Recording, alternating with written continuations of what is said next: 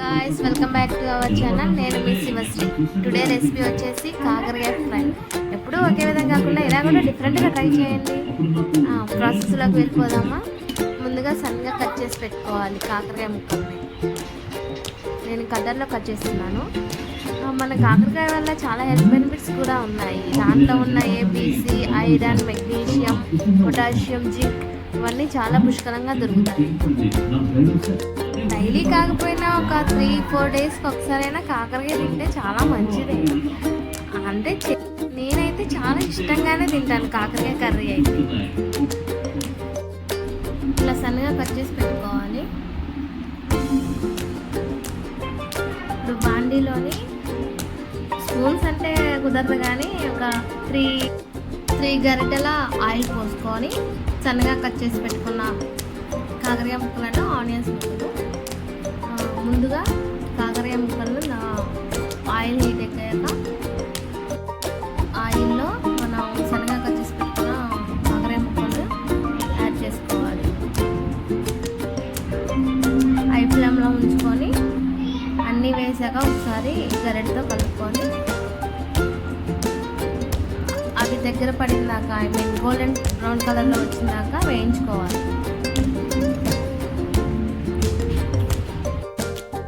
3 స్పూన్ల సాల్ట్ వేసుకొని ఒకసారి ఫ్రై చేసుకోవాలి.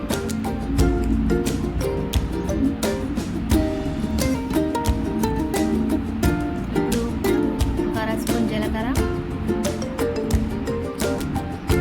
1 స్పూన్ పసుపు వేసుకొని మరి ఒకసారి కలుపుకోవాలి.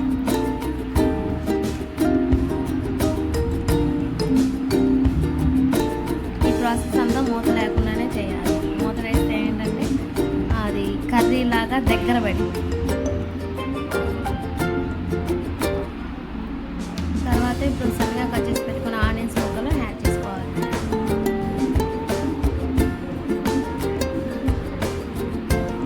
చూసారా, గోల్డెన్ బ్రౌన్ కలర్లోకి వచ్చాకే మన ఆనియన్స్ని యాడ్ చేసాం. కలుపుకొని మరి ఒక 10 నిమిషాలు అలా ఫ్రై చేసి కరివేపాకు యాడ్ చేసుకోవాలి. ఒకసారి కలుపుకొని మళ్ళీ ఒక 5 నిమిషాలు మగ్గనివ్వాలి.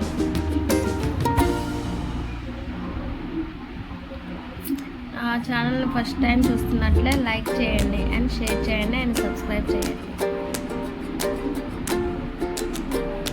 ఇప్పుడు 3 స్పూన్ల కారం వేసుకొని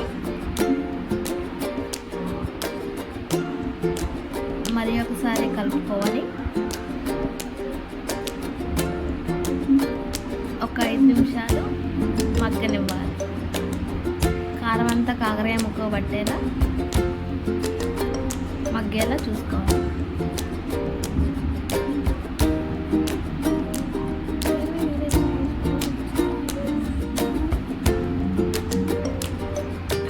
అంత సింపుల్ అండ్ టేస్టీగా ఎప్పటిలా కాకుండా ఇలా డిఫరెంట్గా ట్రై చేస్తాం.